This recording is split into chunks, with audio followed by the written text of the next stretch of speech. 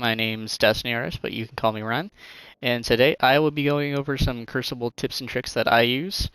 And these tips and tricks will be for anybody. It's not going to be about playstyle. It's not going to be about your subclass, your weapons that you use, the mods that you have, nor is it going to be about your armor and the mods attached to that. It's going to be about something before you even go in. It's going to be about your settings. And for the settings that I use, movement, button, layout are completely default. I don't change anything. I actually do play claw. And if you play claw as well, I recommend just default settings for your button layout and your movement controls. As for look sensitivity is highly spectacle because a lot of people prefer to have that extra turn radius 360 Call of Duty style. However, look sensitivity is more of a factor than you would think. It also helps with controlling your aiming as well as hitting your shots with weapons such as scout rifles, sniper rifles, shotguns, auto rifles, etc. And for my recommendation, if you are going to snipe or prioritize any type of primary loadout, then I would say you want to be around 6 to 8 if you are daring enough, and then 9 to 10 to bottom 8 if you are going to be an aggressive or play shotgun wise. Next, let me actually switch this back. Vertical inversion and horizontal inversion are non-inverted. And the next one might be a little shocking to some, but I play with controller vibration on. I do not turn it off, it just feels weird. And it kind of feels like the flow of the game is interrupted. Alright, moving on. Auto centering is off.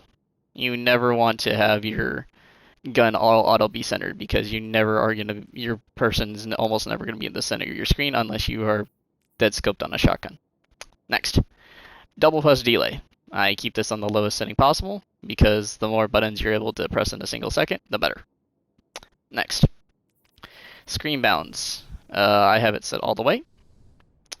Brightness. So this may vary to some, depending on your computer, or, well, not your computer, your monitor, or your TV. I have my brightness all the way up to 7, all the way to max, but it's very much up to you whether your eyes can handle that or not.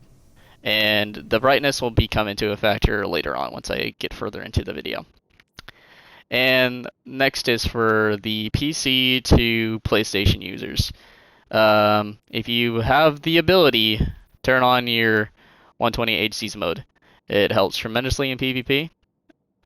And then next, field of view. I keep mine all the way to max because I'm made a hunter. And if I dodge or when I'm playing on a warlock and I pop my rift or I'm titan popping a shield, I have a bigger field of view than normal. Next, motion blur, chromatic aberration, film grain, they're all off. There's no need for that. It just makes your screen look worse. Sound. So personally, I would suggest having your FX volume all the way up and then turn off your dialogue and music settings. This is because you want to be listening for people's footsteps, their supers, weapons that they're using, or how close they are. But this is just a personal preference, and preferably you want to be doing this with a headset. Next. HUD is fully on. Well, you kind of need it fully on to see your radar. Next, subtitles are optional.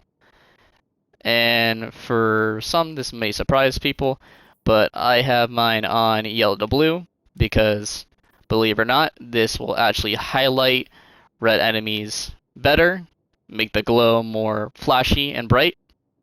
And that's also another reason why I have my video brightness all the way up.